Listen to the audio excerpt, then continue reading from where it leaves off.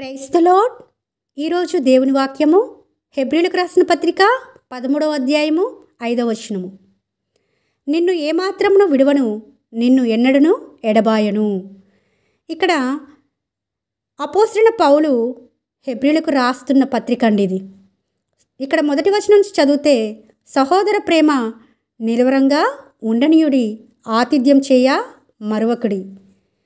చూడండి, ఎప్పుడైతే ఒకరినొకరు సహోదర ప్రేమ కలిగి అది స్థిరంగా ఉంచుకుంటారో వారితో దేవుడు ఉంటాడని చెప్పవచ్చు.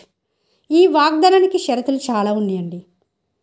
ఒకటి, సహోదర ప్రేమ నిలవరంగా ఉంచుకోవాలి, అంటే స్థిరంగా ఉంచుకోవాలి. ఆతిథ్యం చేయడము మర్చిపోకూడదు.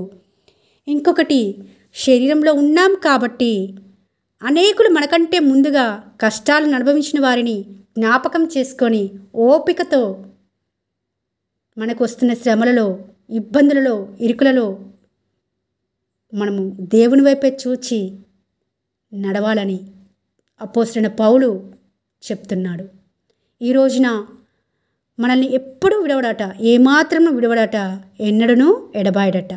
ఈ వాగ్దానము మన జీవితంలో కూడా నెరవేర్చబడాలంటే అందరి ఎడల, మనల్ని ప్రేమించే వారి ఎడలే మాత్రమే కాదండి, మనల్ని ద్వేషించేవారు ఉంటారు, మన మీద పగబెట్టుకునేవారు ఉంటారు, మనం చెయ్యని తప్పుకు మనం నిందించేవారు ఉంటారు, మనం హింసించేవారు ఉంటారు.